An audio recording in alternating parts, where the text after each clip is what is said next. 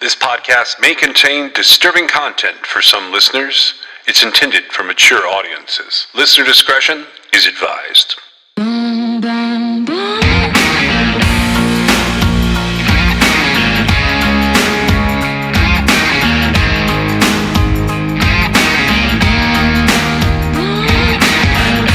This is True Crime XS.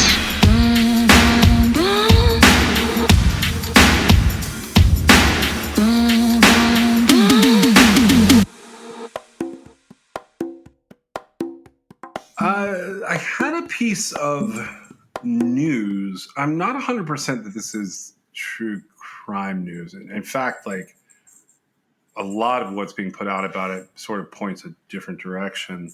You can find this in The Sun and in People. It's definitely tragedy.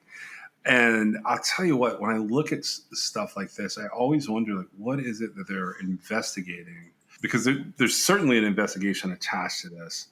And you sent me this. The article that you sent me came from People. Looks like it was from September 5th by a guy named David Chu. And the title of the article is 4-year-old twins die after toy chest lid shut on them while they were sleeping. It's a pretty simple article. It says, a Florida family is mourning the loss of 4-year-old twins who died after being found inside a toy chest at home. Authorities found the two children unresponsive at a Jacksonville home on August 25th. The Jacksonville Sheriff's Office told People in a statement that despite attempts to revive them, they were pronounced deceased. But then the Sheriff's Office said that the investigation is still in a very early stage, and the information they have is that both children were playing in the home, and when they were checked on, both were found unresponsive. Somewhere else I found that, like, their older brother found them. Right. And they said that the sheriff's department or law enforcement, they said that they don't know if it was an accident or if foul play is involved. But as of, I believe yesterday, no charges had been filed. Yeah. And so the mom took to Facebook and she said that it was a tragedy that happened after the children had been put to bed by their father. And then dad went to bed. And then when she got home from work a couple of hours later and looked in on them, they were sleeping in their beds like normal. Yeah, so she just ate her dinner and went to sleep. And at some point early that morning, the twins had woken each other up, and they decided they wanted to play in the room rather than go back to sleep. She Which said is pretty common for them. Yeah. I bring this up. I don't think it's necessarily going to be true crime related, but may as well throw a PSA out there to keep an eye on your kid. One thing that stood out to me about this story was what I interpreted to have happened was that the girls got into their toy chest, and it's a solid wood chest, and they used it to store their stuffed animals. But from what I could see, they had gotten all their stuffed animals out of there, and then they closed the chest. Now, they were not locked in the chest. They were not stuck in the chest. They were laying together in the chest, snuggling, according to things I've read, and they ran out of oxygen. Solid wood chest, I guess, can be airtight, okay? It makes sense, right? As opposed to like something plastic or whatever. It was a cedar chest, I believe, is what I read. And the parents nor the children had any idea that there was like this death trap. And so that's sort of why I feel like it's worth saying something about it in our true crime news, even though, it's not necessarily a true crime in that there probably wasn't any foul play involved here. But right. These girls slowly ran out of oxygen to the point where they suffocated, right? Yeah. And they probably never even knew what hit them. Now, I find that a little bit odd because it seems like, they'd wake up and be like, I can't breathe. Open the chest, right? But I mean, I think it's possible tired little kids could sleep through that, I guess. Well, they're 4 years old. So in my mind, I don't know. I think that they would be big enough to push it. I have one of those cedar chests. They were not trapped in the chest. That's what is important to realize. That's why it's so horrifying. So they're in the chest. They could get out if they realized they needed to get out. Exactly. man. But And they they have didn't because they didn't realize they were in any danger. right. So to me, it's this whole new level of like, as far as like, now I could be wrong. This is just what I've read and interpreted from what's been provided, right? And so the girls got up, they played, they were probably, I know a lot of little kids who like to get in little small confined spaces, especially with their best friend, right? Yeah. And they like to do whatever, read or talk or make up stories or play pretend or whatever. And, these little girls. Now, the mom said that the lid probably accidentally shut. Right. But I have no idea. I would say that they could have just as well shut it themselves. A couple of things that I was thinking of, which, because I have one of these cedar chests as well, and I never thought about it being airtight ever. It's never occurred to me. There should be like, if you have one, you need to take steps to make sure like it can't close airtight, which would just be like, as simple as putting something on it that held it slightly open, right? Yeah, a little stopper on the hinge or something. Yeah, or something like that. But they've lost their twin 4-year-old girls for absolutely nothing. They were just playing and completely unaware of the danger that they were in. And I almost want something to come out like, something that would make this less of a tragedy somehow. I mean, it would still be a tragedy no matter what, but like they were just playing and they shut the lid. Yeah, I don't think there's anything that could essentially make this all okay. It's absolutely devastating when something like this happens. And so this is a family with mom, dad, and 4 kids. The youngest 2 kids are the twins, and then they have 2 older brothers. So 2 little girls and then 2 older brothers. This is, it comes up, and this is an odd correlation, but in the last episode, we were talking about someone who stuffed people into, like, to hide the body in odd places. And one of those places was a steamer trunk in an attic. But this is in a playroom or in the little No, it's in girl's their bedroom. Their bedroom, yeah. Yeah, they were just playing in their bedroom. But and that's the case that on the previous episode, there was a coroner's jury brought together to do an inquest, and it was a split on whether she had been murdered or it was suicide, right? Right. And she was found in a steamer chest by her son. Now, when they say steamer chest, is that because it's what you take on like a steamer railroad trip? Yeah, like they have different names: steamer trunk, steamer chest. This is like a cedar toy chest that we're talking about in this particular article. Right. The old steamer trunks were more like the size of like a foot locker. The idea was they were designed of a type of height and width that they would slide under if you're on a train or if you're on like a big boat liner, they slide underneath the chair, or they would slide in sort of the corners under the little tables. They would fit right in a particular place. Yeah. That's why they call them steamer trunks and that's different than the cedar trunk. Oh, yeah, definitely. But it's still an enclosed space. Now, these 2 little girls that were playing and got in their cedar trunk and closed the lid, or the lid closed on them, and they ran out of oxygen. I feel like you said it's sort of like a public service announcement, because nothing like this would ever occur to me that it might happen. And there's things out there like that, right? And I always try to draw attention to them whenever they happen to come up, because it is something I never would have thought about. But, the parents in this situation, they didn't do anything wrong, right? No, it doesn't appear that they did. I mean, like I said, there's still an investigation going on, which I feel like puts it over into the realm of being potentially criminal in the fact that there was an investigation. I don't think the outcome is going to be something criminal happened. I don't either. I actually feel like anything that would lead to a criminal ending would be very obvious at the point that they were found, right? You can't hold 4-year-olds against their will in a toy chest, a wooden toy chest, without it looking like you've been holding them against their will in a toy chest, right? Yeah, like 4-year-olds, there would be pretty clear signs that they had tried to get out on their own and couldn't. Even if it had just been weighted down or blocked from opening or something, you would know. Right. And so that's the thing, I guess, that is the biggest sort of like, what to me is the fact that like they were in the chest was closed and they were sleeping and they ran out of oxygen. If at any point in time they had opened the lid, which they were not, as far as I can tell, I've looked very carefully and it does not say they were locked in. But a little spring mechanism would have kept it from closing all the way, right? Without specifically making it close, which of course they would have figured out how to do anyway. But they were just, playing. And that is the part that truly horrifies me, is the fact that like they didn't lock them. Like, do you remember the cases?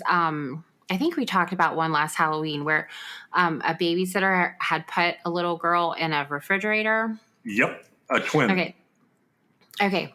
And so, that's a situation where I, as far as I know, when you're in a refrigerator, you can't really get out from the inside, right? Yeah.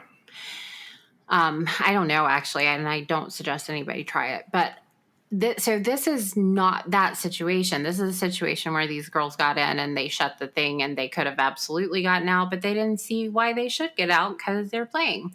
And that's what makes it like something I'm bringing up today, is because, I guess, and how do you balance that, right? How do you balance your child's imagination playing with their twin and their best friend and saying like, don't shut the lid and go to sleep. I mean, even saying it, it's like, why would you have to do that, right? I had a family friend who made one of these for my kid, and he had specifically made it so the hinge had 2 levels to it. Right. So it has to be consciously closed. Yeah, you have to like almost push a little tab. That's not exactly what you're doing, but to close it. But at the same time, I had a foot locker. I don't have it anymore, but I had a foot locker that had an entry, and it was about the same size as what they're describing here. When I sometimes closed that foot locker, it had like I don't know what you call them, like a clasp that you could put over a hook, and you could put a lock in it. Right, like a latch, right? Yeah, it had a latch. Sometimes, and it could get caught. Yeah, sometimes when you close the lid, the latch would flip down. And right, I know exactly what you're talking about. Mm-hmm. And like, I never thought about that from the perspective, like by the time I had kids and stuff, I no longer had that particular thing. But if you were to climb in there together, potentially, I think 2 small kids and it coming down on them, that latch could flip forward.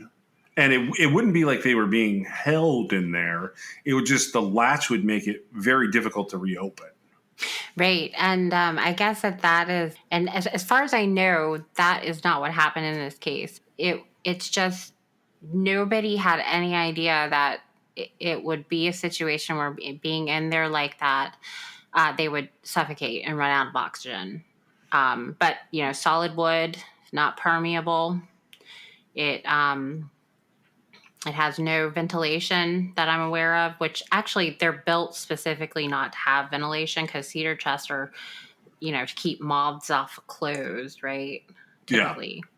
Okay. And so they were using a chest, and the chests are, I've seen cedar chests. They're very nice, and it smells good in there too. But these little girls were just playing, and the parents, from what I can see, they didn't do anything wrong. And I don't know.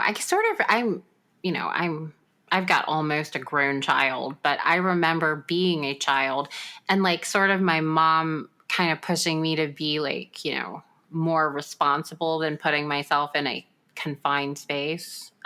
Does that make sense? Oh yeah, when I was little, I did odd things where I would I remember growing up, there was like a linen closet, and it had a space at the bottom that was usually pretty empty. And I don't even know why, but when I was 6 or 7 years old, I would crawl in there, and it was so comfortable to sleep in there. I could not tell Well, you why I did it.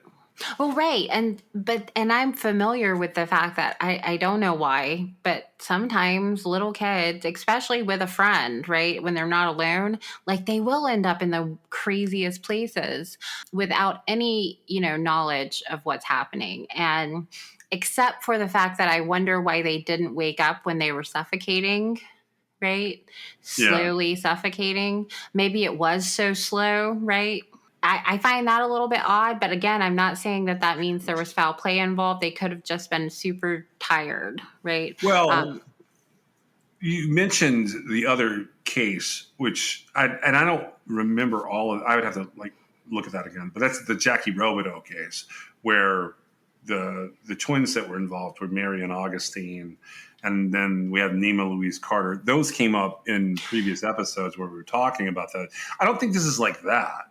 No, yeah, Um, that's why it was. I forgot that it was twins. That's why it stuck out in my head. It's got to be.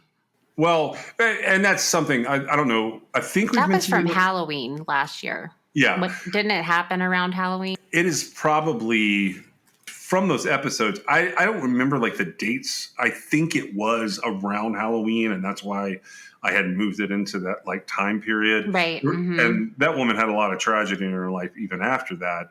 But yeah, it probably did stand out because of the twins. And I don't know that people know this. I can't remember if I've ever said it. My wife is a twin, and you grew up with a pair of twins, and then we knew a pair of twins, and then I have a close friend who is a fraternal twin. So we have a lot of twins in our world. I think twins are like, I think a lot of people have twins in their lives.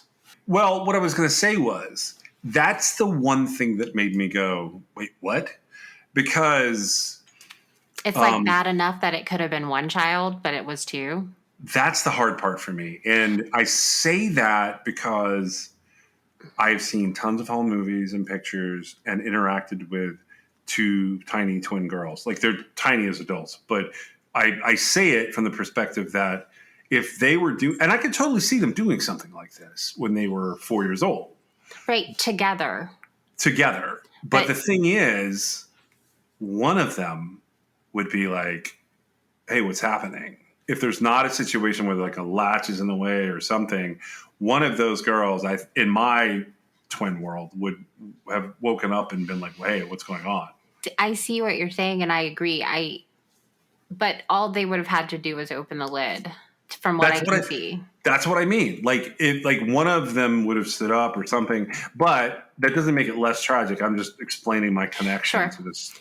Sure, and I understand that. And so also I would say that it's twice as tragic that it happened to twins, but also uh children on their own, and twins are different than siblings, right, in lots Yes, of ways, but you're talking about they from the do. bonding perspective, right? Yeah, because like twins, like the mom was saying, they would get up and like one of them would wake the other one up and they'd play because like there's nothing wrong, but having, if you have an only child or a child who has siblings that aren't their age, like they're not going to get in a box in the middle of the night alone. I would tend to agree that I will say that particularly the closest twins in my life are far more adventurous people even now 40 some years later than most siblings and most individuals I know. Well, especially when they constantly have each other, right? Yeah, you always have someone to get on an adventure or into trouble with. Right. And so that is part of like this story that just is, I mean, because they lost both of them. They both died tragic deaths. I really hope, and it seems sort of like this is probably the case, but I hope they just went to sleep, right? Because they said they found them like cuddled up together. And like Yeah, that, there was they no said they looked signs like of, they always did. Yeah. there was no signs of distress or struggle. It was like they had just, snuggled and fallen asleep. And I hope that that's what happened. It is just like so incredibly tragic. It is tragic, and I do find a little bit of comfort in the fact that they went together. If they had to go, there's something to be said for that, but that still feels a little terrible. So I don't think this is going to be any kind of Jackie Robideau situation, and I don't think it's going to be anything like what Earl Nelson did with people in trunks or boxes. I hope that family is okay, because I know how terrible it can be when you lose a kid, let alone two. Right. Yeah, it is a really awful story. And you just gotta, like, it's almost like you've gotta think through every single thing, right? Like nothing airtight for kids in their rooms. Yeah, my mom was a very paranoid person, and everything growing up was helmets and seatbelts. Like everybody else was getting into whatever they wanted to do, and I just sort of grew up in that world where, for lack of a better word, she was a worry wart, and she was always concerned. And I think some of that rubbed off on me, particularly with my own situation with family later. Sure. Right. And this is not something I feel like could have been foreseen, though, really. And No. except now that it's happened, it could be foreseen, right? Yeah. Well, speaking of unforeseen things, you want to segue into where we left off with Mr. Earl Nelson? Sure. You would think that what he did in December Would be enough. 1926, the end of that spree would be enough, because he had been going for months, but apparently he just needed a break, or potentially has committed other crimes that haven't been found out. He does end up laying low for a while. And where we left off, his body count, depending on if you count attempted victims and what he was doing, was somewhere around 17 at the end of December 1926. But one of those was an infant child, so that takes it down to 16 women. And then one of the victims that he had attacked, she survived, so that takes it down to around 15 or so. And I hate to speak in these generalities, but this, as previously mentioned, this took place 97 years ago. He had been moving east, so starting out in Portland, California, and Seattle, Washington, he had moved east at the very end of 1926. We don't actually hear anything about him again until April of 1927. And these are the crimes that they attribute to him. I will say that at the end of this, we'll talk about a couple of suspected victims. They don't fall in this time frame. In terms of tracking this guy down, he just sort of vanishes from the end of December until April. And he shows back up with an agenda again. So where he pops up next is April 27th of 1927. He appears to have murdered and raped a 53-year-old landlord named Mary McConnell in Philadelphia, Pennsylvania. Several articles of jewelry were taken from Mary McConnell's house. And the following day, on April 28th, Earl pops up trying to sell a gold watch to a woman named Marie Kuhn, Kuhn, who ran a pawn shop. This is according to Harold Schechter's book, by the way.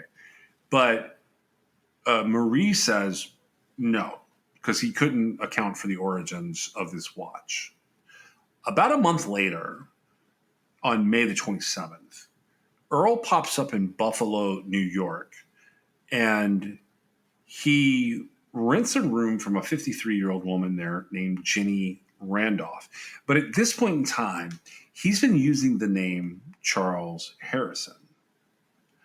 3 days after he rents the room and leaves, Jenny Randolph is found strangled and raped. And her body is under a bed in her house. Now, Jenny's brother, Gideon Gillette, had met a man named Mr. Harrison when he first arrived at the residence. He described him as about 33 years old, with a stocky build, a dark complexion, with black hair that was slicked or greased straight back. What's different about this situation is another boarder in Jenny Randolph's house, a guy named Fred Merritt, had seen Earl masquerading as Charles Harrison, and he was able to positively identify him. On June the 1st, so just a few days later, two women are found in a boarding house in Detroit, Michigan. One of them named Fannie Mae, who is the manager of this house, but not the owner, along with a boarder named Maureen Atherthy. They've been murdered. In fact, the owner of the house, Leonard Sink, he arrived to collect the rent funds from May on June the 1st and discovered their bodies. Now, Fannie Mae had been strangled to death with an electrical cord that was taken from a table lamp in the house. Police later determined that the cord had been cut while it was still plugged in. And I don't know what plugged in looked like in 1927, but I'm imagining to myself that it was probably a little different than today in terms of like electrical supply. So police had the idea that the knife, which would have been used to cut this electrical cord off the table lamp, would show visible marks where it had gone through this cord, and those marks would be like burn marks, and they believed that it would have damaged the blade of the knife to cut through the wiring. So from Detroit on June the 1st, we moved to June the 3rd in Chicago, Illinois. And Earl murdered 27-year-old Mary Sietsma there. She was discovered by her husband on the floor of their home, and she had also been strangled with an appliance cord. Several articles of men's clothing had been stolen from this house. Now, that's according to the city of Winnipeg's Historical Stories, an article from April 2018, where the police service up there wrote a blurb called The Strangler. Specifically, a guy named John Birchill wrote it. Now, that goes to what you were talking about, where you had mentioned that he was taking clothing from different places. Correct. Mm-hmm. Now, does this also go, from what you've read, does this go to his like kind of disguise or uniform?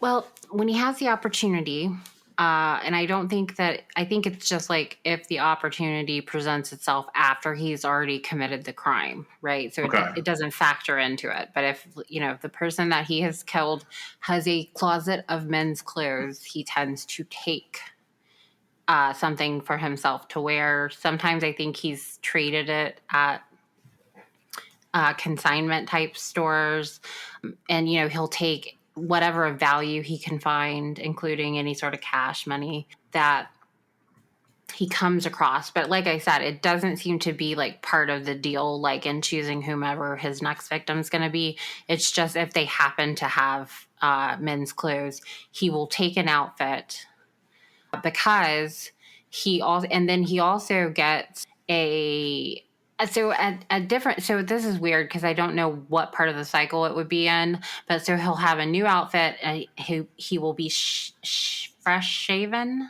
and a haircut. Okay, so he looks more clean cut, basically. Because actually I don't even know in 1920s, but like I assume because he would go to like a barber, right? Okay. Shave and a haircut, right? And so he looks like a completely different person than he's going to look in like 10 days. Gotcha. Right? Like based on the fact that like he hasn't shaved and he hasn't had a haircut and his clothes are still the same clothes he's been wearing the whole time and they're dirty, right? I don't know if you noticed this or not, but it really bothers me because there's so little information really about this case, and there's not any way of deriving any sort of DNA evidence at this point in time. Like you said, we're talking about 97 years ago. Have you noticed the age difference in some of the victims? Yeah, that's one of the next things that I was going to point Okay. out, particularly as we like kind of wind this up. It's interesting to me that, so first of all, skipping through the list, I had to go back and kind of double source some of this. I say that because the victims in California, like he was hitting the same age over and over again, like 60, 63, 63, 63, and then it would suddenly be 53, 52, and it would drop down some. Now, we do have some evidence of him attacking younger people. So with Bina Withers, she was 35.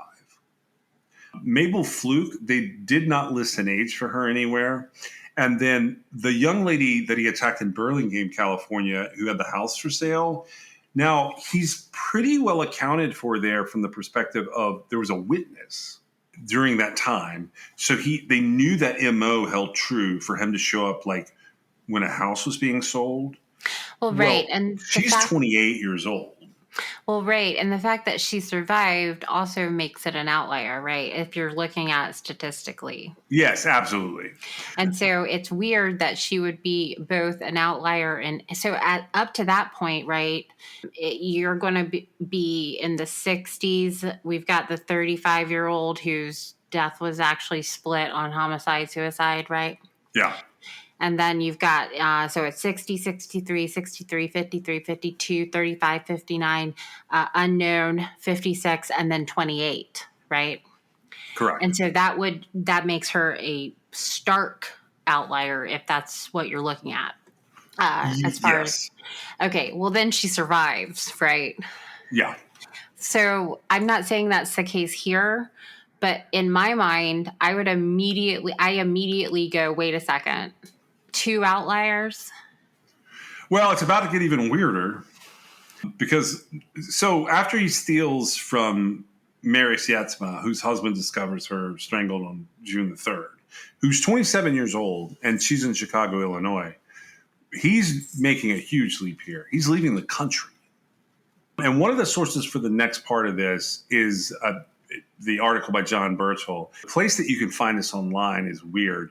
John Birchall was a detective sergeant with the Winnipeg Police, and they currently have it. The only place you can get it is under the Winnipeg Police Museum.ca. And it's got a breakdown of some of what we just talked about. It's got a lot of good pictures in there. He actually has like some of the police record, and he sort of takes us through the whole story. Now, what's interesting about this case, and I'm picking it up with June 2nd or 3rd, depending on how you follow along here. Some of the newspaper articles appear to be from June the 3rd, but they reference it being June 2nd. And I'm talking about Mary's murder here at the end of his time in the United States, the Chicago murder. It gets interesting here because if you pick up with what John Birchall was writing, somehow in 6 days, in his blue suit, his patterned sweater, and his brown flip-flops that he stole from Martin Sietsma in Chicago, he hitchhikes and steals money from different people along the way. And by June the 8th, he is in Winnipeg, Manitoba. That is fascinating to me because international travel today is a pretty easy thing to imagine, but you have to think about the time frame here. 1927, you don't have airplanes yet. Right. There's a lot of ways that you can get different places in terms of trains, boats, vehicles would have been a thing at this point in time. But the way that he gets over is pretty interesting.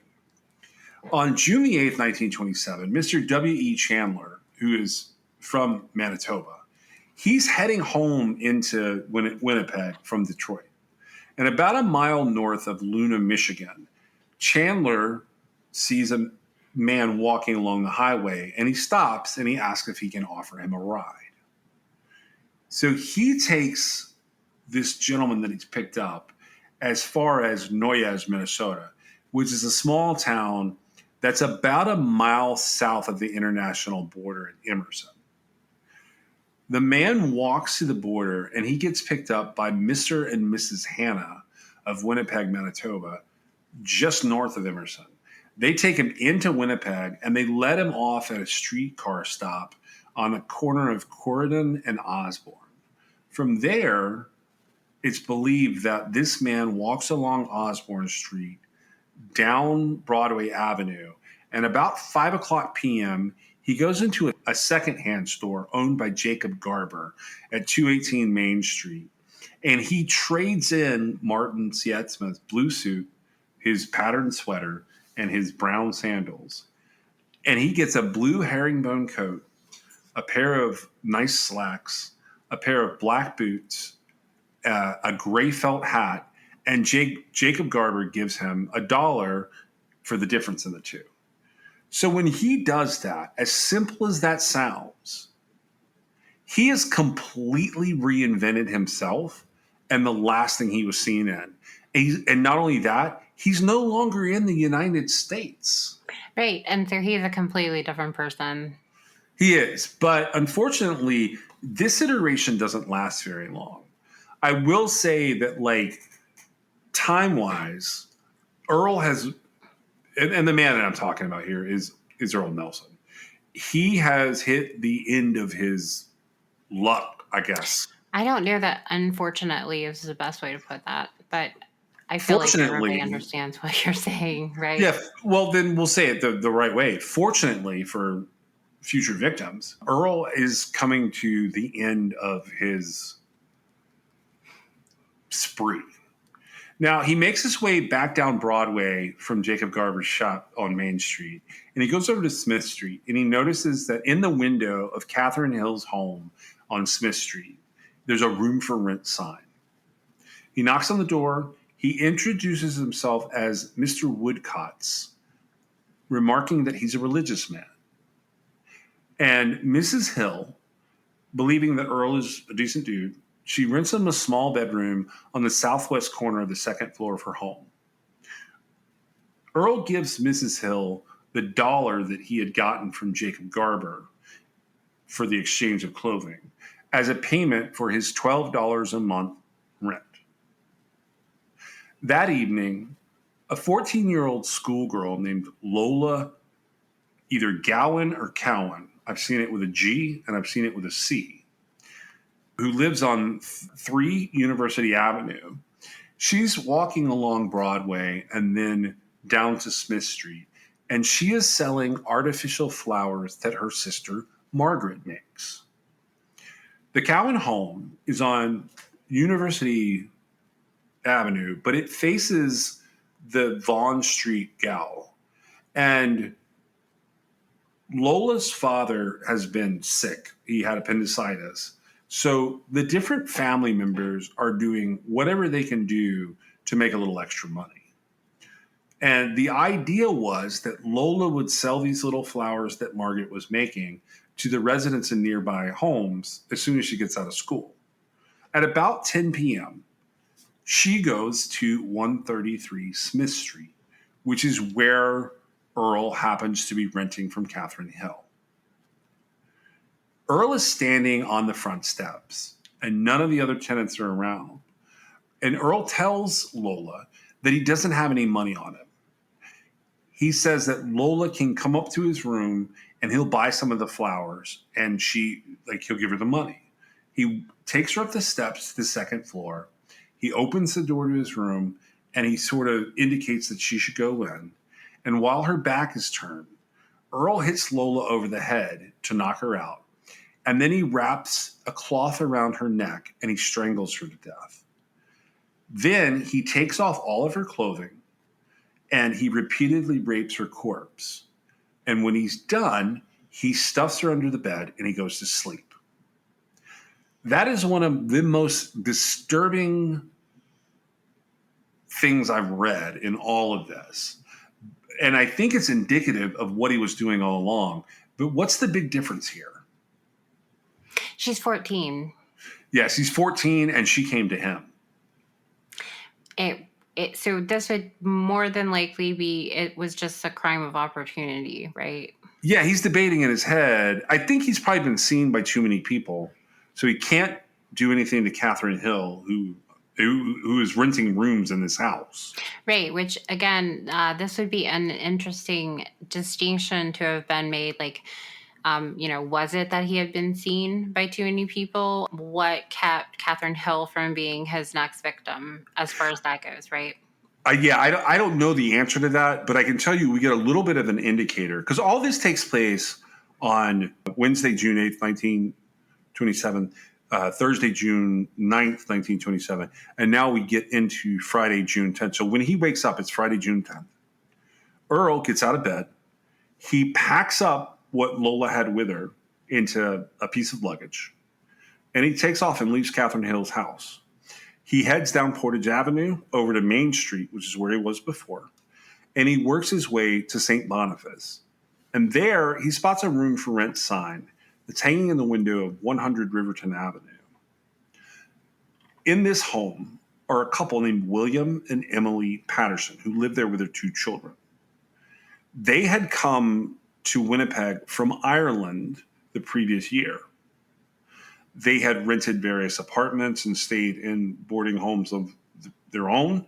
And finally, they had saved up the money over the course of a year to purchase this home in May of 1927. So they've only been in this home for a month. And they've decided that in order to help pay the mortgage, they're going to advertise a room for rent. So 11 o'clock in the morning rolls around.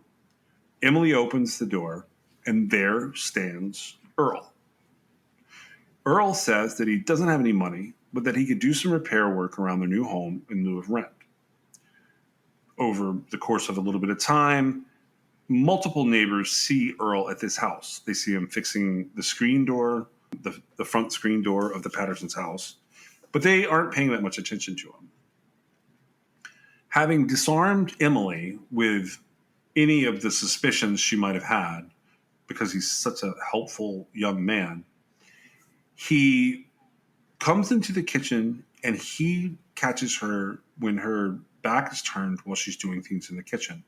He strikes her across the head with a hammer that he had been using to repair the screen door, which stuns her. Then he tries to strangle her, but she manages to pull multiple pieces of his hair out. So he does the exact same thing that he does with everyone else.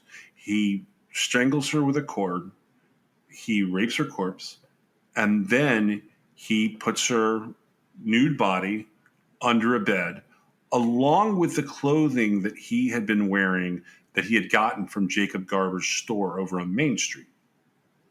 Then he heads over to the closet. He pulls out a suit and a shirt and shoes that belong to Mr. Patterson, and he finds $70 and $10 bills hidden in a suitcase.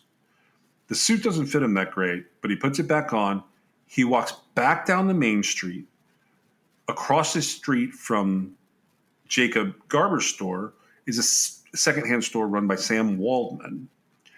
And he goes in, trades this suit that doesn't fit him that well for a different suit at Sam Waldman's store. Then he walks next door to the Central Barber Shop. He gets a shave, he gets a haircut, and he gets a massage. While he's having his haircut, the owner, a guy named Nicholas Tabor, notices that there is dried blood in Earl's hair, and there are scrapes along his scalp where his hair has been pulled back. So Tabor asks him about this. He says, how did this happen? Earl says, don't worry about it. He gets mad. He tells the barber not to touch him, and he hightails it out of there. He walks along Portage Avenue and catches a streetcar, and he heads into Headingley. From Headingley, Earl hitchhikes to Portage la Prairie with a man named Hugh Elder, and then he goes on to Regina, Saskatchewan. There, he rents a room from a woman named Mary Rowe. He tells her his name is Harry Harcourt. So in Winnipeg, Emily's body is now found, and Lola's body is discovered and immediately reported to the police. Winnipeg has a slightly different response than some of the smaller places that he's been more recently. And his spree catches their attention, but more importantly, their ire. Every available detective is pulled in Winnipeg, and Chief of Detectives George Smith has shown them these various flyers and circulars that have come by mail, sort of describing what's happened in Oregon, what's happened in Missouri, what's happened in Philadelphia, and most importantly, what happened in California. He puts together what would be today a press release. And that press release includes a list of all these victims and all the descriptions of the gorilla strangler, the dark man, all of these different ways that people remembered Earl Nelson. Now, Earl Nelson, renting his room that night at the Rose residence, doesn't realize what's happening. He wakes up on Monday morning, which would be June the 13th of 1927. He reads the local newspaper and then immediately goes to get rid of his clothing after he reads a fairly accurate description of himself and his current state and the clothing that he had purchased at Waldman's in Winnipeg. He bails on this room. He goes over to a department store, and using the money he had stolen from the Patterson's house, he purchases a pair of blue coveralls, a khaki shirt, and a hat. Then he goes over to Royal Secondhand Store, and he sells the remainder of his clothing that he had taken in Winnipeg and sort of horse traded for. The clerk notices that some of the clothing has labels on it indicating it came from Winnipeg, including like price tags. He realizes that Earl's description lines up with the newspaper article from that morning. And as Earl is deciding to leave, this guy calls the cops. Now, he catches a ride with a man named Isidore Silverman, who's a scrap metal dealer. And Isidore takes him as far as Beausevain in Manitoba. Isidore's occupation was for him to go through all these little small towns and hit all these farms off of the main road. And this happens to work in Earl's favor because this guy's going and picking up different scrap metals that he's like just packaging up as he goes. So Silverman accidentally helps Earl get away. Once he gets into the new town in Manitoba, Earl takes a couple of short car rides hitchhiking to make his way south to a small town called Wakapa. Now, Wakapa is just 5 miles from the U.S. border. Shortly before 6 p.m. on the 13th, Earl enters the general store of a man named Leslie Morgan. He purchases some cheese and he purchases a drink. Leslie Morgan gets a bad feeling about Earl, and Earl is acting suspicious at this point. So he sneaks away and calls into the Manitoba Provincial Police Detachment in Killarney. And he alerts the only person who's on duty that this guy is in his store. So a constable there named W.A. Gray, he immediately gets in his police car and he drives to Wakapa. And he is able to arrest Earl as Earl is walking the last 2 miles from where he was in Wakapa to the United States border. He doesn't even struggle with Constable Gray. And Constable Gray takes Earl back to Killarney and puts him in the cell block there. I mean, this town barely even had a jail. So that's a pretty fitting sort of capture for him, I would say. Yes. I just realized like the place and time this is. Like Jekyll and Hyde would have come out in the late 1800s, like 1870 or so. I'm going to get that date wrong. But so this guy, this is 50 years later. Maybe it's not as close in time as I was thinking. Yeah, because he's like just what, in his 20s or 30s? Yeah. So Earl at this time in he's going to be 30 years old. So he was born in May of 1897. He had just turned 30. Yeah, okay. So that's the end of Earl's spree. Now, what happens here is there was a number of things that he did that sort of get him caught beyond what I was just saying. Like one of the things that he did was he sold Emily Patterson's wedding ring, and that was able to track him. The Nicholas Tabor situation, that's the barber who cut his hair and noticed the dried blood. That was kind of leading to him being caught. But I will say that they don't waste a lot of time with Earl in Canada. And I didn't know this about Canada. Have you seen sort of how everything goes down with him there? Yeah. Mm-hmm. Oh, okay. So at the time that W.A. Gray arrests him, Earl Nelson is wanted in 6 U.S. cities. And he ends up being held in a Manitoba court for the murders of Lola Cowan and Emily Patterson. They didn't know how to charge him for everything. And I don't know what this means, so I was going to ask you about it. He gets charged for their murders, and then he gets charged with 2 counts of attempted molestation and a count of burglary. So murder and molestation applies to both Lola and Emily. Right. The burglary is what he does at the Patterson home with Emily. So Right. is it attempted molestation because they're dead? Well, they don't have any. They must not have had any corroboration, so they felt like they could prove the attempted part, as opposed to like the crime itself. Gotcha. Earl's trial is scheduled to begin on June 27th of 1927. It ends up being postponed at the request of his attorney, and instead it starts later. It starts on November the 1st, and this is in the Bain Winnipeg court.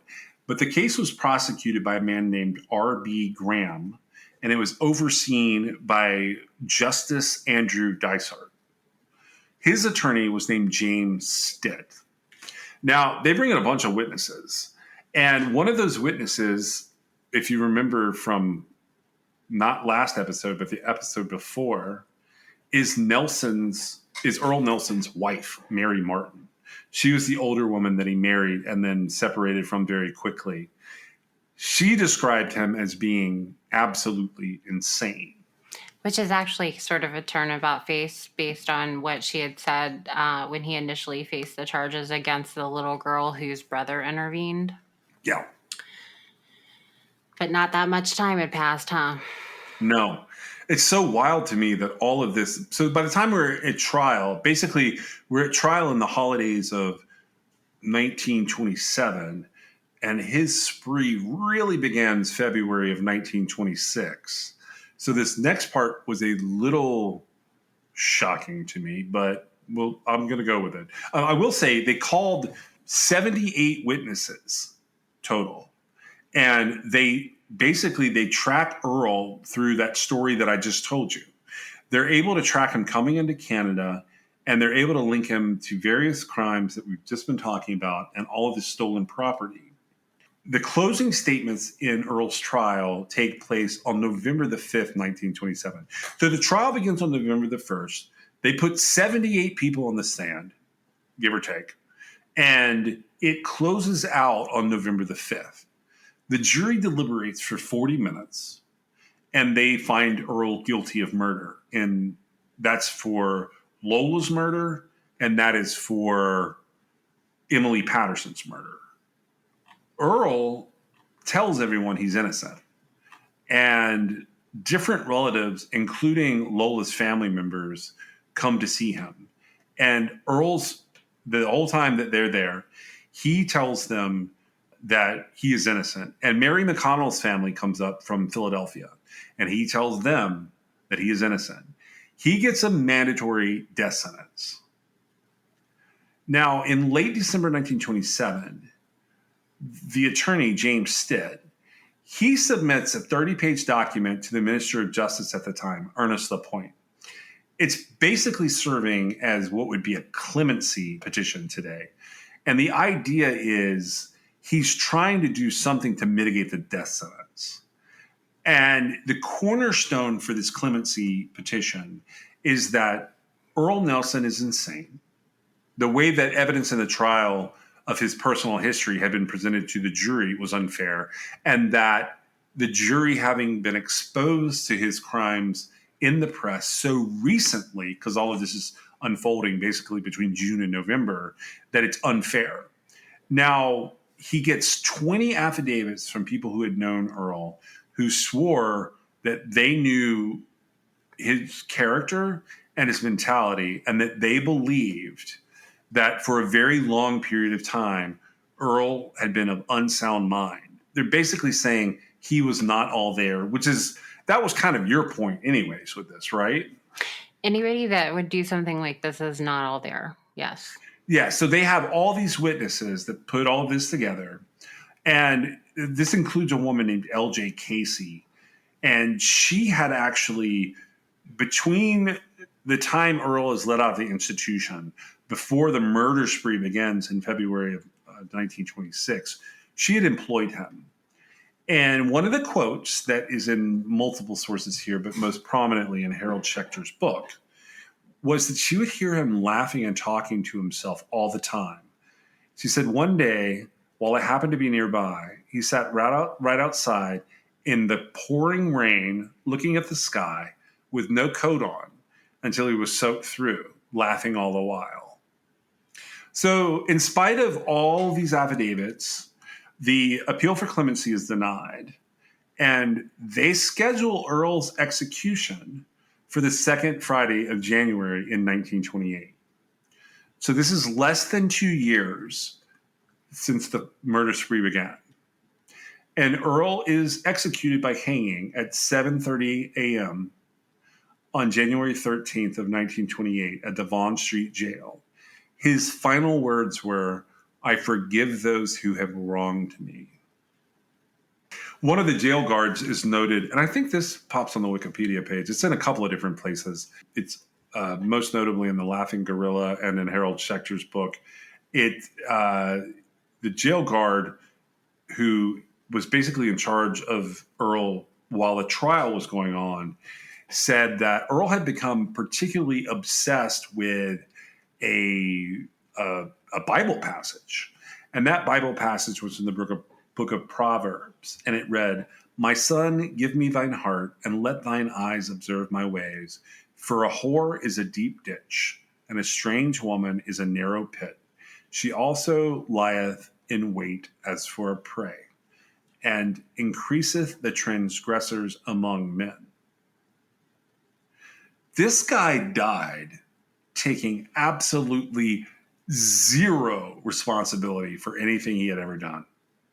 Right. Well, there was a rumor that he had made a statement at the time of his arrest to the press that it was something to the effect of, "I do my lady killing on Saturday." Yeah. And so it was like one of those like sort of smirky comments. But then he retracted it, and I'm not sure exactly how valid that was. But this is actually a really good example of something I'm constantly trying to sort of get out there. So Earl Nelson was like 100% mentally off. Is that okay to say? Yeah, it's fine. He's mentally ill. Absolutely, he is. Anybody that committed these crimes would be 100% mentally off. And what we would consider now to be like this clemency petition, it was properly denied. And that's because the amount that Earl was off here, it doesn't add up to him not being put to death for these murders. The reason I say that is, let's say, for example, I know this is bad, but it happens to show my point. With the young lady that was killed, that was 14, that was selling flowers. With Lola, yeah. And Lola, either Cowan or Gowan, I'm not sure either. I've seen it. I believe it's Cowan, but either way, Lola, if you had found the perpetrator sitting in the middle of the bed with her body stuffed underneath it as if, nothing was wrong. That's a situation where you're going to have to take the competency into consideration, right? I would agree, yeah. Okay. When you have a situation with a person who, they are clearly having mental health crisis or, enduring a mental health crisis for, a while, that doesn't speak to competency at all. If you've made efforts to cover up what you've done, if you've moved on from a situation where you killed someone, like those are things that, they scream like, I know I've done something wrong, right? Yeah.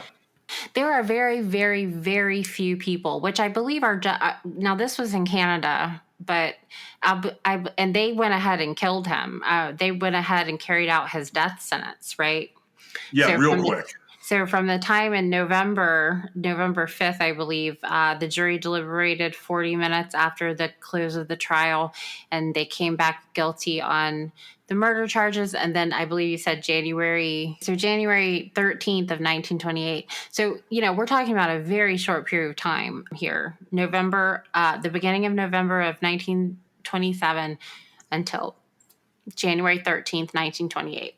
Probably one of the fastest executions in history, right? Well, I've seen them where they find them guilty and execute them the next day. Right. And that goes with like space and time, right? Yeah, absolutely. Yeah. But here, he was just found guilty of the 2 murders. That was it, right? That was enough though. And he was not garnering any sympathy from anyone, because his crimes were truly terrible. And at face value, it does look like there was evidence linking him to certain things. This is not the kind of case I like to do, because it's so to me, it just seems like sporadic. You know what I mean? Because it is he's killing in sprees, and it is difficult to put it all together. Well, I was going to say, like, not just the killings being sporadic, but like, I'm going off of what somebody else is saying, basically, as opposed to like actual, factual documents, right? Yeah. And it's easy to make connections to things. And that's usually where I find gaps, is somebody's interpreted something. If you look just strictly at the data, there are some, like I said earlier, there are some pretty stark outliers. They seem to be sort of reconciled through other evidence, right? Right. Like, for example, Lolo is the biggest outlier as far as the age goes, right? Because she's only 14. But also the approach. Well, right. And so she's 14, and like she came to him, right? Right. Which is different than everybody else. However, she's found under the bed that he rented, right? Correct. Yeah. And so, see, that evidence throws the fact that she was 14 and came to him. It doesn't matter that she was 14 and came to him. He slept in that bed, according to the witnesses, right? Correct. You see, and so, what was happening here? Well, I think this guy, overall, while it does seem that he has sort of a plan and has it together, I feel like he really was, he participated in crimes of opportunity more than anything else. I would agree with you. I think that some of the things you said along the way here are more accurate than some of what I've seen in the analysis of him. And that would be the things that you've described in terms of trying to parse why this landlord from this boarding house, but not this manager from this rental house. Why are the differences there? I think ultimately it was just whatever struck him and whatever he felt like he could get away with in that moment. That doesn't necessarily mean he could. And certainly at the end, he's decompensating. But I think that you're right that most of this is pretty random. Right. And random to the extent that he could find the circumstances he needed to do the crime he wanted to do, which was ultimately violently attacking and killing a woman and then raping her body. Correct. He was dealing with necrophilia in a time that necrophilia in terms of legality would not have been as recognized or understood in the United States or Canada Or as acknowledged. or acknowledged as we see by these charges. I want to say really quickly while we're like here, I've talked about the Harold Schechter book. I just want to like, that's been a source for all of this. The name of the book, this is from the 90s, and it's called Bestial, The Savage Trail of a True American Monster. Then we also had a second book that was in here, and that book was Dirk Cameron Gibson. You can get the Schechter book really easily. The Dirk Cameron Gibson book was not as in print. It's from around 2006. I jotted down the name. It's Serial Murder and Media Circuses, which I thought you would appreciate. Well, right. And so part of it's really hard to sort of sum this up without making a statement that feels like it's like diametrically opposed to what I'm saying, because he's so unheard of, right? Correct. But he's touted in some regards as I wanted to find the quote, as the first serial sex murderer. Yeah, like the first serial sex murder. And they talk about how his crimes and the cases of his purported victims were inundated with media coverage, right? Yeah, that's the true statement in this. He's the first serial killer that goes viral. Yeah, as viral as you could go in the 20s, right? Yeah. At the 1920s. And it's really interesting because he's, I would say, largely unheard of at this point. Yeah, he's completely unheard of. It's weird. Like, I noticed something when I was going through, like, I pulled up the wiki.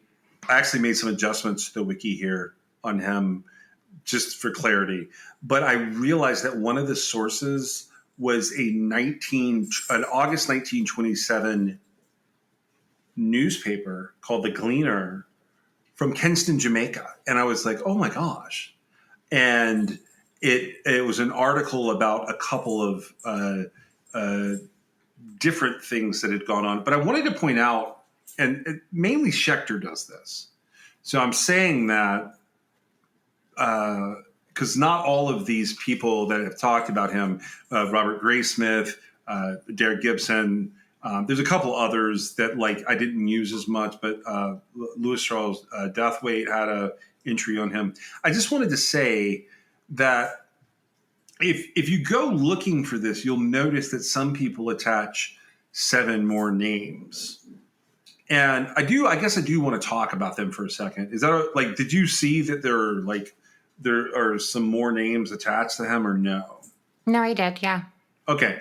So, and you can find this in all of these sources.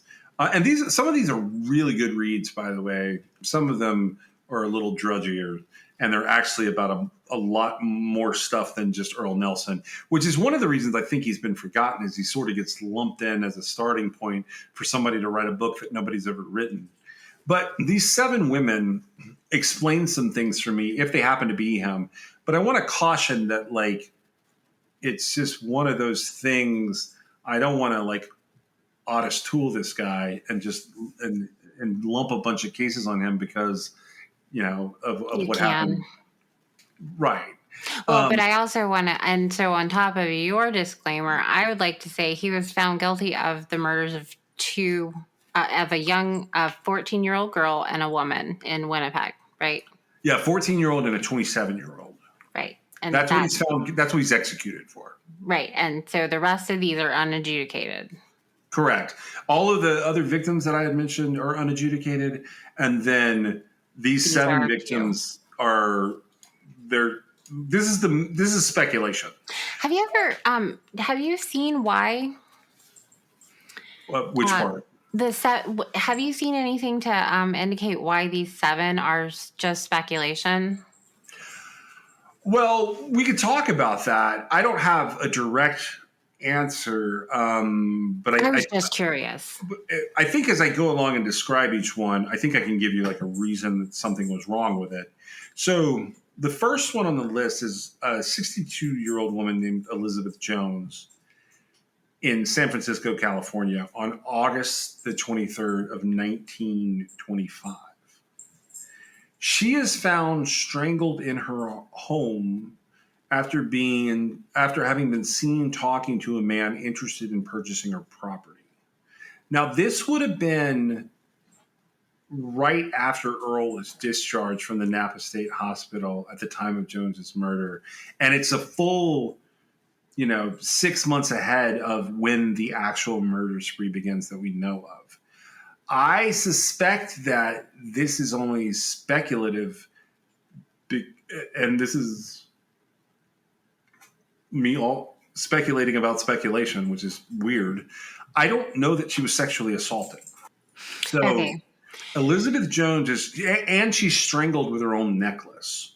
So Right. that's a Okay. little different. It's kind of a flimsy garrote, and I'm not 100% sure that there was any necrophilia involved. Right. And so in this particular situation, if she were to be his victim, she would be the very first one. Yeah, she would be the first. She would be the first one after he gets out of Napa, and she suspected if this is possibly him, and she fits in a lot of ways. She would be the first victim overall that was a murder, and Correct. and that could be that like he either they didn't check or he bailed on the idea of the necrophilia for some reason. I think that I'm surprised even now that the necrophilia is mentioned at all.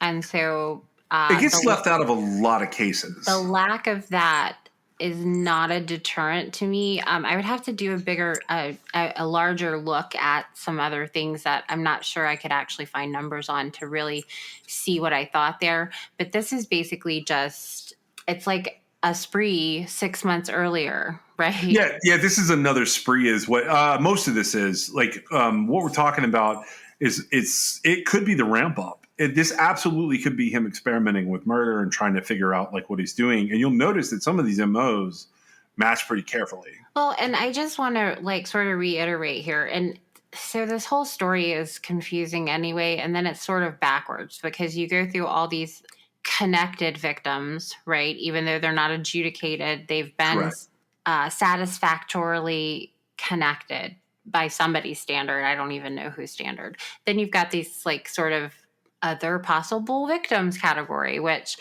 comes out, and we're talking about it at the end, even though it would in theory be before all these other cases that we just talked about, right? Correct. Okay, so he went to the facility that he had just gotten out of before the very first murder we were talking about. He went there based on him posing as a plumber and He attempted to molest a 12-year-old. Is that where you're headed Yes, with this? that's what I'm getting. I want to. So I'm trying to put it in because this is such a confusing case to me from Earl's perspective. Right? He gets in trouble for trying to attack a 12-year-old girl. He doesn't actually attack her, but he's charged with attempting to, and he's sent away. Right? So he's getting out of the facility he was sent to because of that failed attempt on a little girl. Correct. Okay. I think people take that and they go, I think that's how they come full circle with Lola, by the way. So he starts with a 12-year-old girl, ends with a 14-year-old girl, basically. And I know Emily Patterson is in the same time period. But I want to run through these other suspected women here. So Elizabeth Jones, that I just mentioned, she would have been after he gets out of the state hospital for his rehabilitative mental health stay. They deemed him no longer a danger. Elizabeth Jones would have happened shortly after that. So that's how she ends up on the list of possible victims. She's a strangulation with the sale of a property. There's a couple of things that line up there. Now, a month later, September 25th of 1925, 45-year-old Daisy Anderson, she's also in San Francisco, California. She is strangled while showing a room in her boarding house that she had for rent. Her body is found nude inside her house. I think it's the next day she's found. Then, just a couple of days later, October 1st, 1925, we have Elma Wells. She's 32 in San Francisco, California. Her body is discovered nude and jammed into the closet of a vacant apartment in a building that she was the manager of. November the 7th, 1925, we have Mary Murray. And this gets a little murky for me because we're jumping from October in San Francisco. Mary Murray's in Philadelphia, Pennsylvania, and I don't have an age on her. She's in Schechter's book, but she's only briefly mentioned as a possible victim. She is found strangled in. She is strangled in her kitchen. Evidence of a struggle is found, and she is deceased in an upstairs bedroom. And if she is his victim, this is the first one that there's documentable evidence that her body had been defiled after death. Right. And I just want to point out the notes on that, if you consider the difference of the fact that, like you said, it's in Philadelphia. Yeah. So you're jumping from San Francisco, California in October to Philadelphia, Pennsylvania, November 7th. The recognition, acknowledgement, whatever you want to call it, of the necrophilia, it could be it could be location oriented. Jurisdictional, yeah, I would agree with that. The press in Philadelphia were willing to say it, and whoever was talking about it in San Francisco, they didn't want to say it, or they didn't know it, or whatever, right? Right. They could have even been doing it out of deference to the victims' families. Right. It's still a taboo subject, but so again, I wouldn't discount any non-mention of it as a factor to rule somebody out. And I totally agree with that. I'm just mentioning it from like the materials that have been made available. So November 7th is Mary Murray. And then we jump to November 11th, 1925. And sticking with this pattern, we have Lena Weiner. She is found deceased in a bedroom by her husband. She has been sexually assaulted postmortem. And clothing articles from her husband's wardrobe are missing. And that's all we have for her. Now, an open date in November 1925, we have Ola McCoy. She's also in Philadelphia. She gets strangled in the front parlor of her home, and she's found deceased in an upstairs bedroom. She had a postmortem sexual assault. So these 3 Philadelphia cases all have a postmortem sexual assault. And that could be, like you said, Philadelphia is willing to report on it. California maybe doesn't.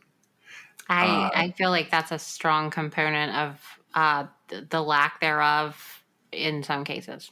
Yeah. So with Ola McCoy, she's right down the street from Mary Murray. She's just a couple blocks away. All of these are actually relatively close if you look at them. And then we have so those victims, those 6 women, if they're his victims, they're actually the first spree. And that starts in August and ends in November, which also fits correlates to his pattern here. But we can document him ahead of Elizabeth Jones in August 1925 as having been locked away in Napa. So it's safe to say if these happen to be his, then there's probably not anybody else there that's been left off of this list. I don't have a thorough enough record to go through for homicides in 1925 in San Francisco to where I can say for sure missing women or murdered women are or are not attached with him. I don't think this is going to be the kind of killer where I have to go looking through a bunch of missing persons cases because he pretty much just leaves the body somewhere nearby and he only stashes them in a way that it allows him a clean getaway. That's correct. And all of his victims are going to have this setup where he is not known to them. He's not identifiable by anybody in their life. It's a very strange sort of scenario. For us, at least for us today, it's very strange. But also, like, maybe that's why everybody stopped talking about it, because it's like it would be a terrible guide for somebody looking for information on what to do, like if you were going to be this person, right? Yeah, like everything. You're right. Like, and that's funny because I thought about that when I was reading up on him. The whole idea behind what's happened here would really be like a how to be a serial sadist lust killer And I would and want to get point away with out, it. well, I would want to point out, so yes, you're right. He got to endure sort of this period of time. However, justice, at least at the end, was thorough and quick. Okay. Yeah, it was. And so he didn't get away with it forever. I don't necessarily think that he was in this for a long-term kind of, thing that he was trying to do here. It was a lot to think that he would be continuing this forever and ever, right? He didn't pace himself at all. And even like sort of in the late 1920s, like he did so many things so quickly that like it, to me, the other possible victims, now we are looking back at it from almost 100 years later. But I would say that the statistical odds of the 6 victims that we mentioned that occurred in what would have been a primary spree of this guy, if they are his victims, the statistical odds of them not being his victims are very, very low based on Yeah. all the information we have, kind of notating that there could have been like a geographical sort of reason why details of the crime, such as the necrophilia, might have been left out to the media, right? The situation of like what the victim was doing at the time, how she ended up being found, right? And then like the articles of clothing missing from one of the woman's husband's bureau. Those weren't common types of crimes that were occurring. Not altogether like that. Like that stuff happening the way that it was happening, like he had a pretty clear pattern that even though he changed up his pattern, he was still trying to get to the same end with a different means. And that it was the means that were odd.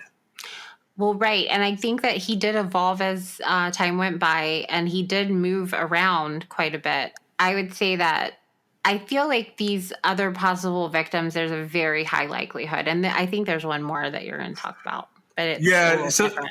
This one's a little strange because there's not a lot of information on her. She comes up with Harold Schechter's book.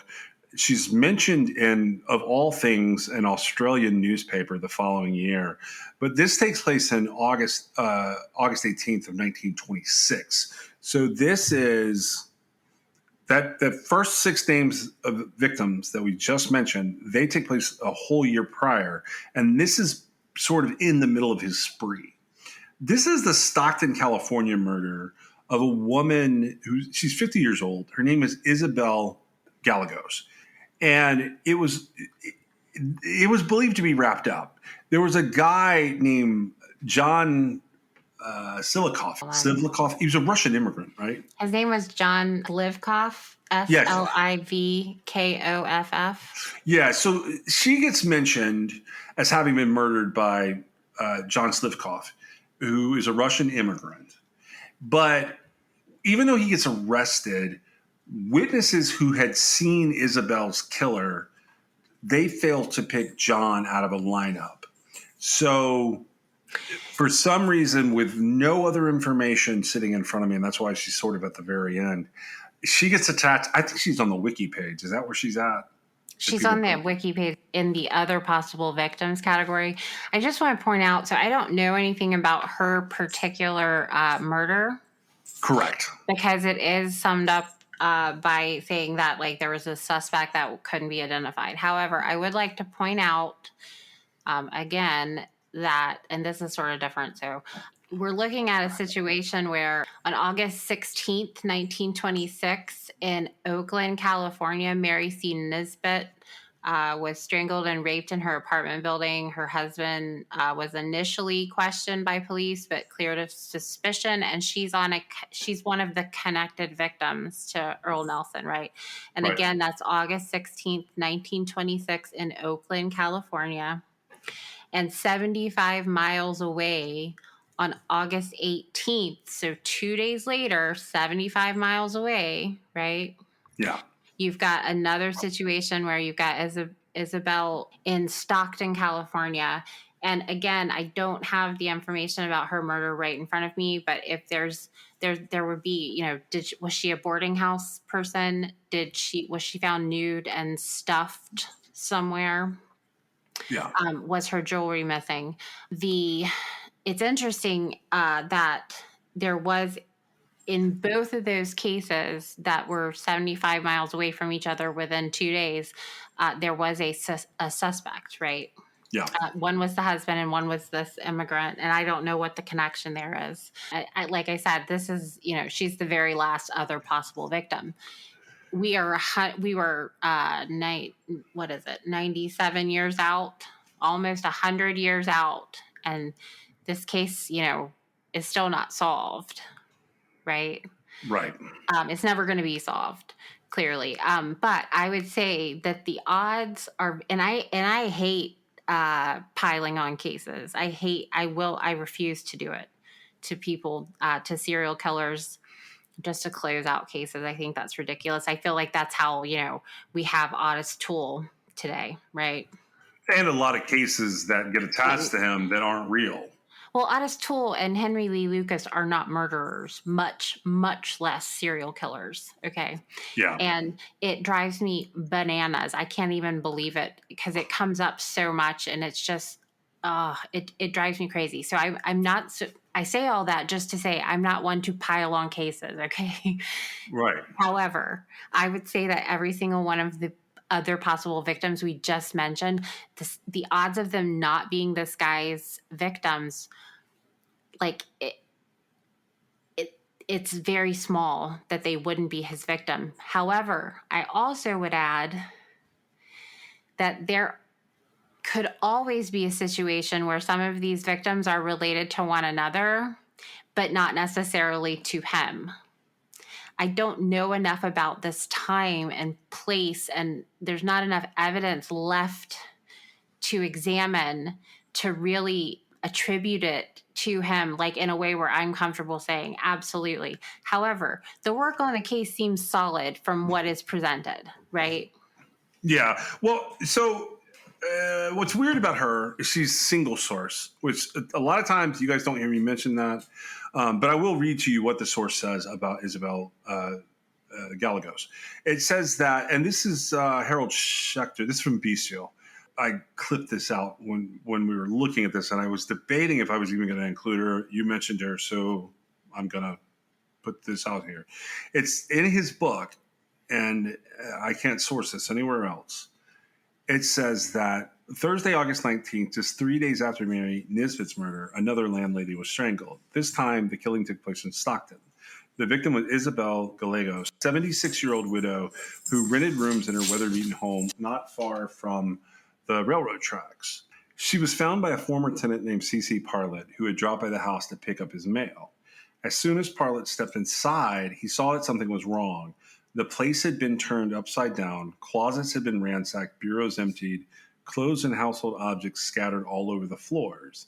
He found Miss Gallegos crumpled in the bedroom, face blue, eyes bulging, a cotton pillowcase twisted tightly around her neck.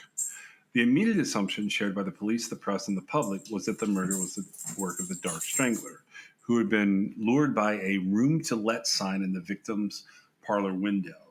That same afternoon, a Stockton landlady named Sadie Powers reported another attack to the police. According to Mrs. Powers, who managed an apartment building at 100 Union Street, a dark-complexioned stranger with bushy eyebrows had come to the front door, inquiring about the vacancy sign posted on the front of the building. As soon as they were alone in the flat, the man had grabbed her by the arms, then attempted to wrap his hands around her throat. Mrs. Powers, however, put up such fierce resistance that the assailant, whom she described as approximately 25 years old, 5 feet 7 inches tall, weighing 150 pounds, fled.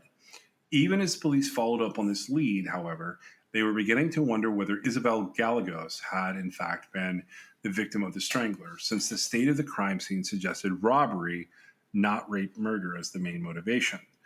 Mrs. Gallegos' daughter reinforced this theory when she revealed that her mother had a local, totally erroneous reputation as a woman of wealth, the type of eccentric old lady who stuffs wads of cash inside her mattress. When the autopsy revealed that Mrs. Gallegos had not been subjected to a post-mortem sexual assault, Police Chief C.W. Potter and other members of the Stockton police force were even less inclined to attribute her death to the strangler. And I can agree with that, like from the perspective of where they were at that point in time, right? Yeah, yeah. But looking back on it now, I would have to say that, well, unless they just completely stopped working the case, which is possible, I would have to say that it even though they didn't find evidence of a sexual assault after death, the odds are still in the favor that this is his victim, I would say, just sort of based on my experience in researching. And I could be wrong. I could, but I have her age as 50, and I think you said she was 76. Yeah, I'm going by. That stuff drives me crazy because I Um, have no idea. so, and her name is spelled differently. I'm just so. I made a list that was sort of all encompassing here. So I know that she is listed as 50 and she is listed as 76. I don't know where that comes from. I can only tell you that it appears that BCL has her as 76, according to what I just read, which Right. mainly I'm reading that so you can kind of see the circumstances surrounding it. Sure. And honestly, I mean, this case was a lot. Talking about from the perspective of Earl Nelson, the first serial necrophile that was like covered in what was mainstream media at the time, right? Yeah. And he even made the radio, which the radio was a new form of media at the time. And there were reports about him on the radio, which was a new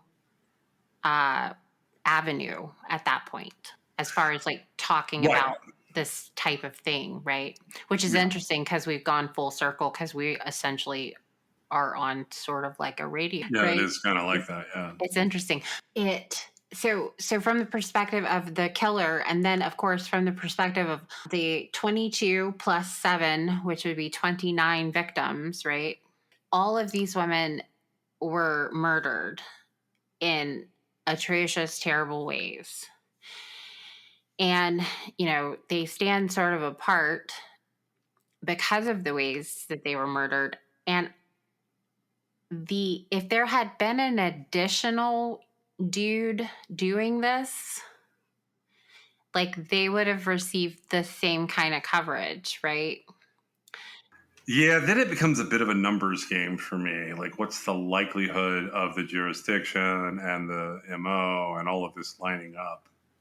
Right. And to me, like, there's just not going to be another guy that's completely unheard of at like 100 years later because of the Yeah, now I agree with you. That's what I'm saying. Like, I'm not the, saying that there couldn't be like a one-off in here somewhere, right? But like yeah, every like a single time, copycat or every time I've said, or like a like a husband like trying to say that's it what I. was, Yeah, yeah. that's what I mean. Yeah, And so, I'm not saying that there couldn't be a one-off stuck in here, but every single situation where I've said to myself, oh, well, that doesn't make sense because of this or that or the other. Most of the time, honestly, it's because it seems like just odd, right?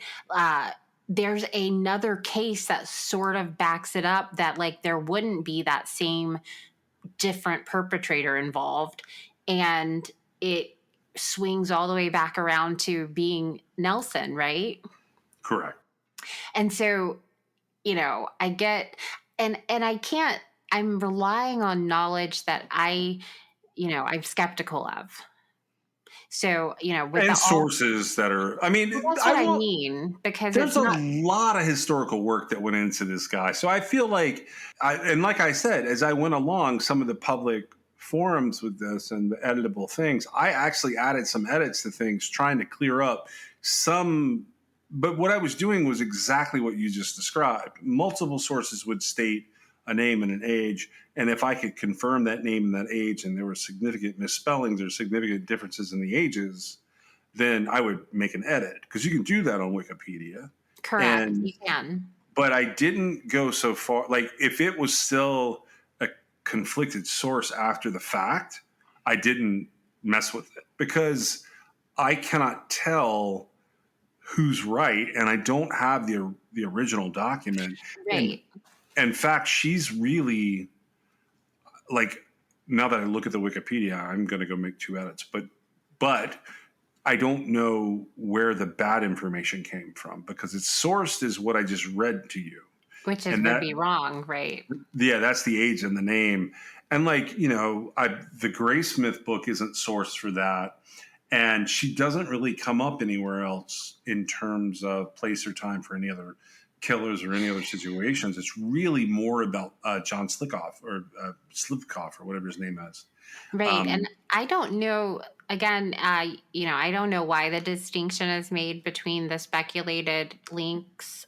To me, they have just as much of a link as the other speculated cases, honestly. Yeah, I don't have a lot more on this right now. I mean, he's going to come up one more time, but it's not in terms of Earl himself. It's kind of moving into uh, a new story. But I will say, I found the quote I think you were looking for, and it is in Graysmith's book, The Laughing Gorilla. And that is when Constable Gray came upon Earl walking towards the border. He basically pulled him over, I guess is what you would say. And he said, "We're looking for a man who's responsible for the death of 26 women." And that's what Gray said to the guy. And he said, "A mass murderer? I only do my lady killing on Saturday nights." And he said, Right. "You better ride back with me to Killarney so we can check your story." And Nelson responded, "Fair enough. You fellows have to play it safe when there's a killer on the loose." And Gray actually, according to the quote, thought that there's no way it can be this guy. He is way too laid back to be the person I'm looking for.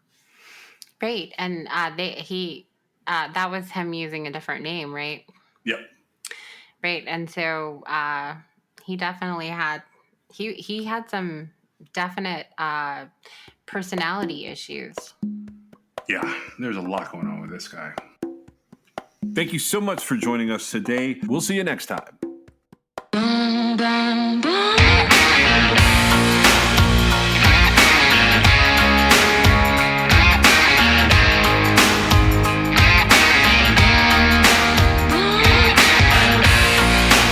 This is True Crime XS.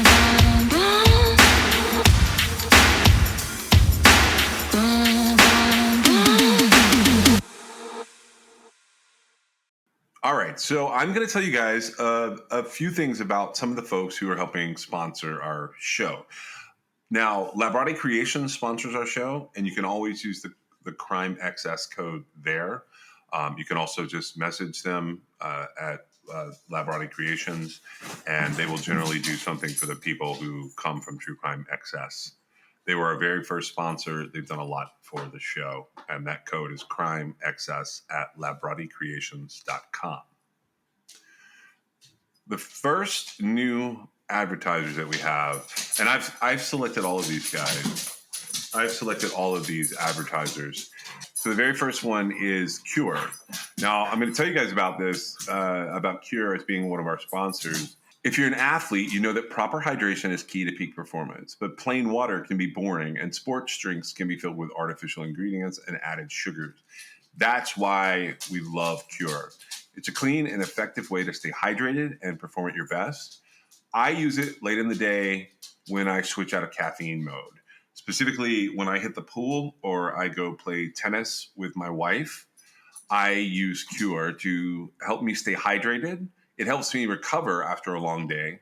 Now, you guys may not know this, but I build things. And right now, I've been building several structures on our property out here. Among those is a new podcast studio space for myself. I do a lot of that work at night and into the wee hours. And I always have some cure with me to go into my aluminum water bottle. Hydration is not just about filling up my aluminum bottle with water.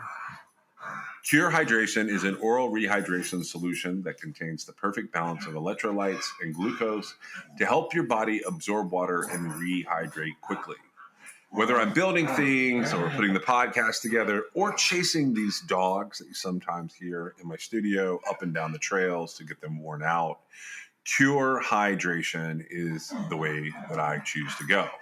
Cure Hydration is an oral rehydration solution, or an ORS, that contains the perfect balance of electrolytes and glucose to help your body absorb water and to rehydrate quickly. The formula is made with all natural ingredients like coconut water powder and pink Himalayan salt. It's free from artificial flavors, from sweeteners, and preservatives. Cure Hydration is vegan, gluten-free, and non-GMO, making it a great option for anyone with dietary restrictions or preferences. The packets are convenient and easy to use. You just mix them with your water and you drink. They're perfect for on the go. They're perfect for travel. And anytime you need a quick and effective hydration boost, ready to combat dehydration, then you try Cure today and feel the difference for yourself. You can use code TrueCrimeXS for 20% off your order. That's TrueCrimeXS. I have a link that I'm putting in the most recent episode show notes, and True Crime Access will get you 20% off. Our second sponsor for the show today is Laird. Now, Laird has a list of things that they want me to tell you about. They have better ingredients with amazing taste and functional benefits. They have a superfood creamer crafted from the highest quality, all-natural, real food ingredients. All Laird products are sustainably sourced and thoroughly tested to ensure that you're incorporating the cleanest, finest fuel into your routine. They have all natural whole food ingredients, and they contain naturally occurring MCTs made from coconut oil. There's no artificial flavors, there's no colors or additives, and there's no sugar from highly refined corn syrup. They want me to talk about my love of coffee, but the truth is, I don't do much with coffee. But let me tell you someone who does. My wife has to have a cup of coffee every day. Now, I've fallen off recently, but one of the big things that I've done since the beginning of our relationship is she used to go and get a Starbucks every morning. I have substituted that out by always trying to make her coffee. It's not going to be every single day of time from when I met her, but for the most part, almost every day, I make her coffee. I put her creamers together, and I make sure that she has a good way to start her day. So with Laird, he started experimenting with his morning ritual almost 2 decades ago. He found that when he started adding fats to his morning cup, like coconut oil, he had amazing energy throughout the rest of his day. He gradually perfected this recipe for an epic cup of fuel, and he began sharing it with his friends in the surf community. I'm an ocean guy, so I saw this item and I was like, okay, we're going to try this one out. Are you ready to feel more energized, more focused, and supported? Go to lairdsuperfood.com and add nourishing plant-based foods to fuel you from sunrise to sunset. And you can use our promo code at checkout to save 15% off your purchase today. Our offer code for this for Laird is going to be True Crime XS. Pretty much everywhere except for Labarte Creations. If you use True Crime XS, that will get you, at Laird, it'll get you 15% off. At some of the other places, they'll get you 20% off. I'm going to tell you about 2 more sponsors today. So the first one is, the third one is Liquid IV. So let's talk about the real reasons that you need to hydrate. Late night TV binging, back-to-back Zoom meetings, going on a walk with your friends. Everyday hydration is not just for high-energy athletic endeavors. Liquid IV is the #1 powdered hydration brand in America. It's now available in sugar-free. This is years in the making, but Hydration Multiplier Sugar Free uses a proprietary zero sugar hydration solution with no artificial sweeteners. It's got 3 times the electrolytes of the leading sports drink, but it's also got 8 vitamins and nutrients for everyday wellness. Liquid IV hydrates 2 times faster than water alone. Keep your daily routine exciting with 3 new flavors. They've got white peach, green grape, and lemon lime. I love all of these flavors, but I think that my favorite is probably the green grape.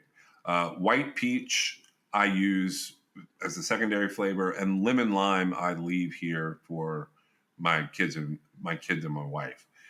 Liquid IV believes that equitable access to clean and abundant water is the foundation of a healthier world. They also partner with leading organizations to fund and foster innovative solutions that help communities protect both their water and their futures. To date, Liquid IV has donated over 39 million servings in 50 plus countries around the world.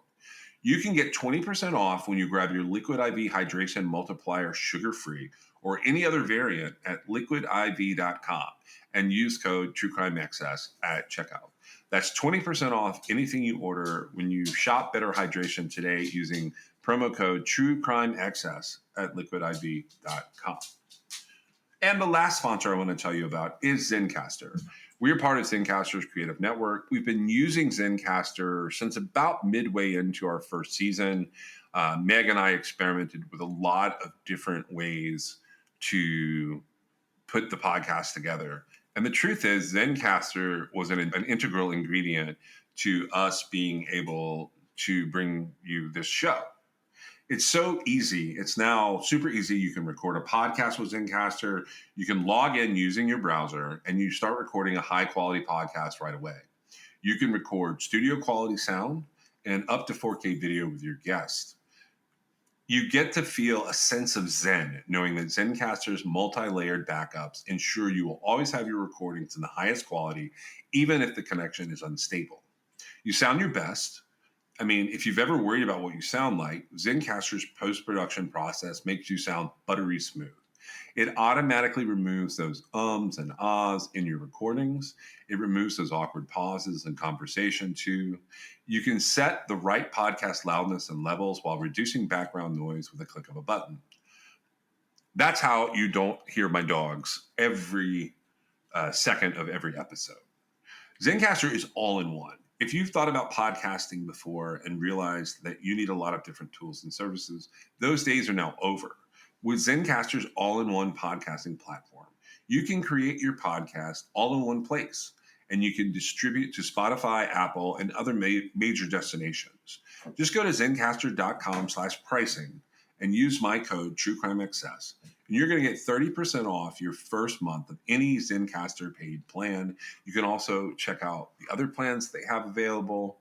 I want you to have the same easy experiences that I do for all my podcasting and content needs. So zencastr.com/pricing. The offer code is TrueCrimeXS, and it's time for you to share your story today. We are also adding New Era as a sponsor for the show. New Era Cap is a headwear and apparel brand founded in 1920 in Buffalo, New York. Now, I actually have some experience with New Era caps. My dad and I have been through multiple iterations of baseball caps through the years. We collect different styles, different eras, and now my teenager has started his own cap collection and has several New Eras as the centerpieces. Our favorite teams may not be the same, but our outfits are all topped with the same New Era ball caps. We love the quality and the ability to wear what the players are wearing. Not to mention, New Era is the leading headwear manufacturer with quality licensed products. You can support your favorite college or pro team in style from the official headwear provider for the MLB, NFL, and NBA. You can get a stylish accessory for your everyday ensemble and support True Crime XS.